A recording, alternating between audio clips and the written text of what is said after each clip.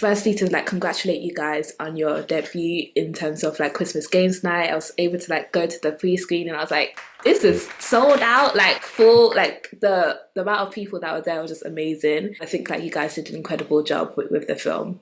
Thank you, thank you. That's so. Thank Hey, you. Really glad you were appreciate there. it. We were blown away by the audience, by people turning up, people that we don't know from Adam saying that they want to go see our film and they were Yeah, laughing at our film. Incredible, incredible. it's a real feeling. Yeah. Introduce yourselves, your like profession, and yeah, how you guys are doing today. So, my name is David Ajayi. I'm an actor and writer, one half of the RomCom guys, and yeah, I'm doing good today by the grace of God. My name is Phil Ossai. I am a writer and director and the other half of the RomCom guys. Um, Yeah, we're just filmmakers and we love making films and rom-coms. How long have you guys been like filmmakers together? And like, yeah, what was there like a particular film that inspired you to get into filmmaking? Like, Phil, you can give your like film, and then David, yeah. So we've been filmmakers together. I mean, the first time we actually ever worked together was maybe like 10, 12 years ago. um, Um, coming up. yeah, and that project never came out, but that was the first time we actually worked together. But as far as like being a proper duo and going at this like properly, probably say since like around 2018 or Mm, 2019, around that time. mm, So we started off with a web series called Minister in Training, and yeah, that was like a comedy sketch web series, and yeah, we there were some romantic topics in there as well, and then yeah, ever since then it's just snowballed and snowballed and gotten bigger and bigger and bigger since then. Like one of the films that we've done recently, His Sickle Journey, which is behind me as well, like that was able to impact a lot of change. A lot of people didn't know about sickle cell. They learned about it. They gave blood for the first time. A lot of people felt seen. We've had so many messages of people with sickle cell that like, yeah, they feel seen and that type of stuff. And we took it to schools. It can be very educating and informative. Is there a particular film that I could think of that got me into filmmaking? I wouldn't say there's a particular film. I think it's just a matter of what stories meant to me and how stories impacted my everyday life. And there was never like one particular film. Like I remember going cinema constantly to watch the next film after the next film after the next film, and every single time I left the cinema, I had that same feeling of I'm passionate. I need to do something. I need to do something. I need to do something.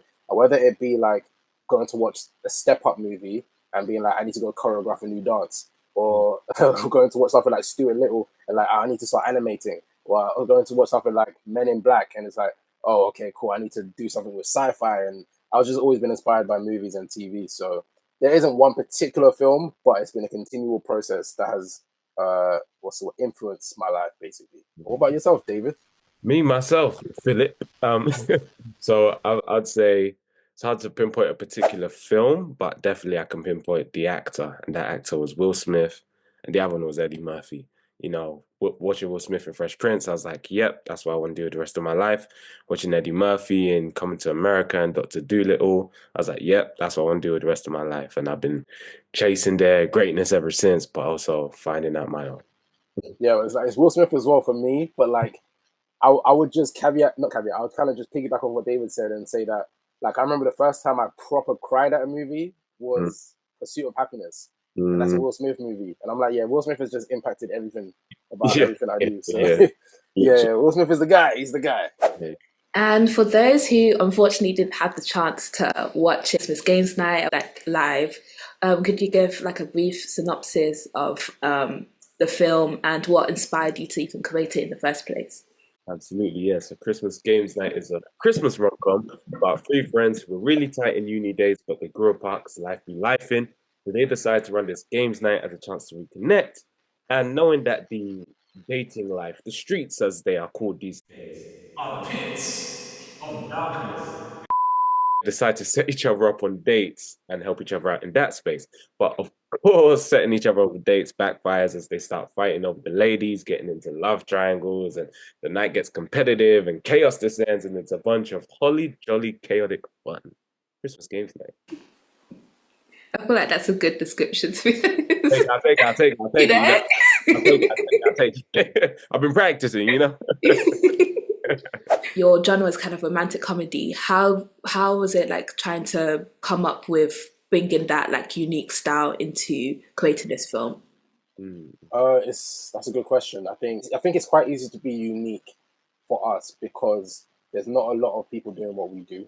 Like we go to a lot of spaces, and firstly, there aren't a lot of black rom coms, period, but there aren't a lot of black men that want to make black rom coms, especially in the UK, like, or specifically in the UK. So having that unique, like, South London vibe and being black and all of that encompassed, it just allows us to be quite unique in and of itself. But then, understanding what's out there, understanding like what we like, and understanding some of our favorite rom coms, and there's a lot of inspiration there. Like I think there's some people who've spoken to me about when they saw Christmas Games Night and they caught all the references from all the other like rom coms that they've seen in the past. So like as Dave and I, like we're students of the game, so we want to play the game really well, which means we've got to know how the best people play it and how people, who we like and who influenced us a lot play it, for example. But yeah, I think it's quite easy for us to be unique because then there are basically no one doing what we're doing, um, on a consistent basis. But then yeah, just on that, that really London vibe. Like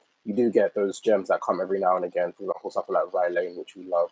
Um, but yeah, there's not many people doing it the way we're doing it. A question to ask Phil is, as the director of this film, can you share some insights about your creative like process directing the film? And were there any scenes that were like your favorite to direct? Okay, I have to think about that because I know what some of my favorite scenes to watch are, but as far as favorite to direct, I think the big finale scene was something that's always going to be a challenge for me. And one of the things I knew I wanted to do this year is to run into the challenges that scare me. So, like for example, doing a project of this size was quite scary because people just don't do it. Like even if you have a camera, for example, you just don't do it because that's just not the way the industry is. Do you know what I mean? You have to wait for a producer to come along or wait for a production company to come along. So everything is kind of like there's rules, but there's not rules. But I always wanted to run into the challenges that scared me. So that final scene was something that was um, the big climactic scene was definitely something that was fun to direct because of how challenging I knew it would be. It was a case of having everything, the process, how I wanted it to look in my head, but somehow articulating that. And I spent obviously a long time being able to, or learning how to articulate myself as best as I can to the actors that I'm working with. Someone like David could probably read my mind quite easily, but the rest of the cast, like, they basically just met me. So I have to learn how to fully articulate exactly what it is I wanted to do. But we're surrounded by a fantastic team that allows me and enables me to do most of what I do quite well. And they take a lot off my plate so that I'm able to just focus on the matter or the task at hand, essentially. The film kind of showcases various friendships and romance like unfolding. Which character do you think has the most relatable journey or really grew throughout like the film? How was it created their persona? That's a good one. That's a good one. Do you know what? I think because he's seen as the antagonist of the film, I Hmm. feel like Travis would probably be that character because I think there's a lot of people who want to control a lot of the matters around their whole life, and sometimes that can accidentally or like inadvertently be you ending up trying to control other people.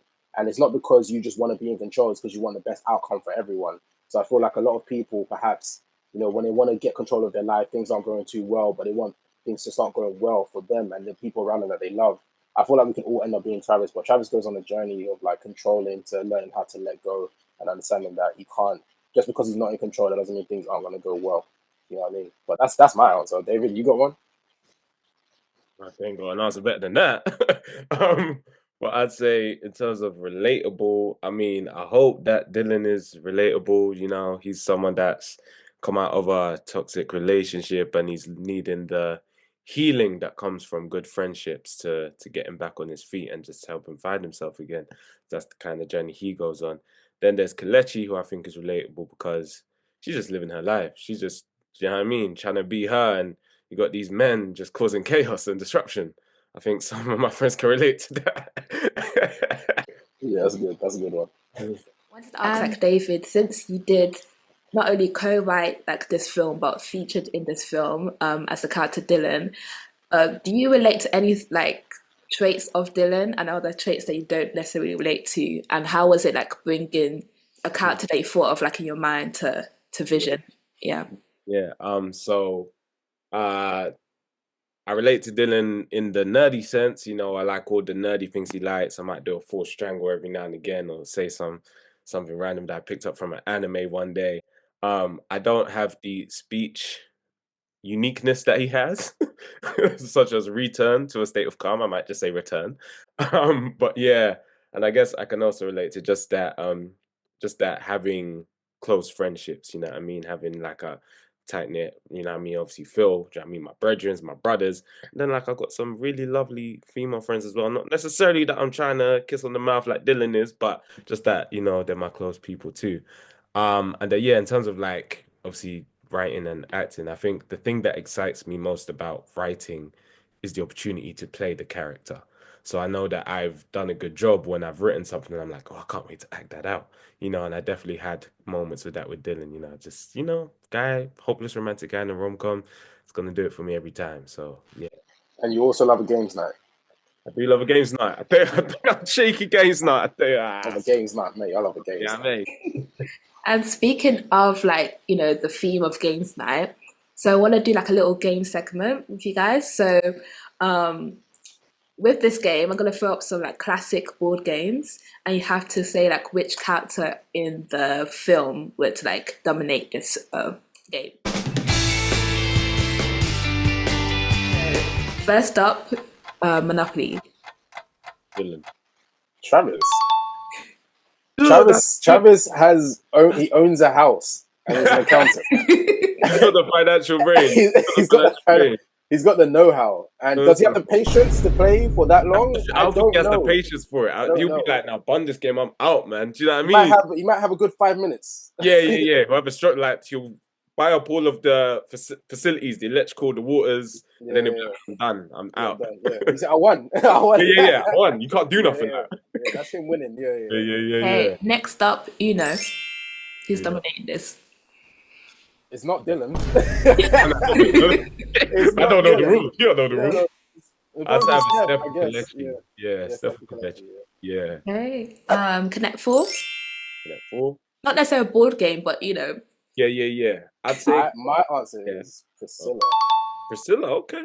Because, and it's not a thread that a lot of people didn't clock this thread, but because of the way the mid-credit scene goes in the film, I think some people started to clock on to, hold on, is Priscilla playing games? Like, she playing games this whole time, and she actually not really into Travis. So I feel like Priscilla's good at playing, like, seeing everything that's going on and knowing where to make her move and that type of stuff. I think Priscilla's a lot smarter than people gave her credit for. Oh, 100%. 100%. But I'd say Steph for that same reason. Like, she's just a genius, like, neuroscientist. Like, what? Yeah. Okay, 3 more games. Mafia, Charades, and Jenga. Who's dominating this? Mafia probably... I don't think Dylan would play it. Dylan would probably be the narrator. Yeah, you're right. You're right. So I'll say Kelechi. The Kelechi. Yeah. Charades, Dylan. Not cold. Not cold at all. Not cold. And what was the last one? Jenga. I say Cole. I think Cole's got that touch. Yeah. He's got that. He's got the heavenly hands. You know, he's got that. Delicate. The same way that the Cancer Moon is delicate. Yeah. Right. Yeah, I feel like that's really good answers. And like, what are your top 3 favorite like Christmas films? I'm really gonna give you like a few seconds. So anything like top of your mind, don't think about it too much. Just 4 Christmases, The Holiday, The Best Man Holiday. Done. The Best Man Holiday, just the one. Yeah. No, it's a classic. It's a classic, to be honest. Yeah. Could you guys share a memorable moment behind the scenes with the cast, and like who was the most funniest and who was the most like annoying out of the cast? Like, yeah. A memorable moment. I can answer the second one first, and I can say the funniest just on set would probably be Tevin. Yeah. Like I think Tio, who plays Travis, I think he did a fantastic job with the material and improvising. But then I think Tevin brought a lot of the vibe, just even when we weren't rolling. I think he was hilarious. I think he made everyone laugh. I think he made everyone feel comfortable as well. To the point where we just started to give him free reign to just add a one-liner, just say something. Whereas everyone else, I think everyone else had a lot of material that they worked really well with the material. But I think Tevin brought a lot of his own stuff that wasn't necessarily on the script, but in the script, but was able to bring that. So that's my answer for that. As far as a memorable moment, I'm not sure just yet. David, you got one? So many memorable moments, but I'll probably. I mean, you just had to have a nut, so I got to throw one under the bus now. The basketball. Oh, Evan. yeah. Hey, I'm sorry. Basically, there was a bit of a competitive head-to-head of some basketball played. It started with the beer pong. Yeah, start Because with there's a beer pong scene in the film. Yeah, and And Tevin was cooking in that one. They all just kept missing because we needed to get a shot of the ball going in, and somehow it started to go into who's got a better shot, and then it went into now we're betting and doing a free throw challenge after the shoot. So that was crazy. But it got toxic, and Tevin, let's just say, got destroyed. The footage is out there, so the footage out there. Yeah, we know what happened. He didn't represent too well in that one. No, but to his credit, I think he did well. It's just that Tio's really, really good. So you think I'll say that get one in? No, he did. He got like 3 or 4 out of 20. Is this the second round or the first round? Oh, that was the first round. Yeah. Okay, no, but Tio is very good. He's got like a 70%. Like, yeah, I love you, Tevin. Yeah, that's my guy. He balls I don't know why you're trying to throw him under the bus. That was a bad day that day. It was a bad day. Like the wind and his jumper. The jumper was woolly in it. So restricted arms. Can't even really. You know what I mean, I don't even know how to do it, and Yeah. But the basketball was fun. That was a good moment. Yeah. Okay. And looking ahead, what kind of stories or ideas do you want to explore, like in the future? Any like future projects that you can like share? And will there be a part 2 of the Christmas games that maybe like a different theme or So I've entertained the idea of like continuing a story with the characters. So it won't necessarily be Christmas Games Night 2, but it will be probably something related to summer. So like a summer flick with the same characters, which would be amazing to do. But that's only if the budget and the time and everything works out. Because we can't come and kill ourselves to do this, because we all have lives as well. So there's that. But then we're interested in more rom-coms, just doing more rom-coms. Like we're working on a rom-com feature film as well. So hopefully we can speak to the right people to get that in place. But then exploring other themes as well. Usually around the romantic genre, but exploring other themes like being parents and being married. Being a parent, being married, being a son as an adult, or being a daughter as an adult. All of those, but marriage as well. There's a lot to explore. We definitely want to like explore film and TV. So we've got like comedy ideas for TV shows. We've got just comedy ideas for TV shows. Then, as Phil said, comedy and romantic comedy feature film ideas that we'd love to bring to the screen as soon as the law provides. So something like Christmas Games Night, it can give people a look into a culture that they've never really seen or experienced before. Like there are some people who aren't necessarily a part of that Black London culture, and they didn't necessarily get some of the jokes, but they began to learn them as they started to watch the film. So it's that thing of like being able to connect with people and understanding how powerful your message can be. No, that's incredible. And how could people like connect with you guys if maybe they want to be part of a project or just want to follow like the type of content you guys create? Don't come to us, we'll come to you. No, I'm joking. I think as we've been growing and growing and growing, we've gotten more people that want to be like that are interested in working with us. So we might start putting out casting calls for projects later on down the line. But if you want to connect us, you want to find us, you want to show us stuff that you're working on, if you want to work with us and be in our network and just be around for when something happens, then you can find us on all socials, the RomCom guys, mainly Instagram. That's where we chill, usually on Instagram. But TikTok, trying to grow that as well, and then obviously YouTube as well. But we're always trying to work with more people as well. So just find us there. And really enjoyed like the Christmas Games Night, and looking forward to see more projects from you guys and just see more like Black creators in the UK, as you said, like from South London. I'm from South London as well, and and like. Why do we always do that? It's honestly, crazy. The passion. Oh man, South London, stand up, love it. Yeah. Thank you guys so much for like taking the time to even speak to me. Thank you for the time. You're incredible. Thank you. Bye.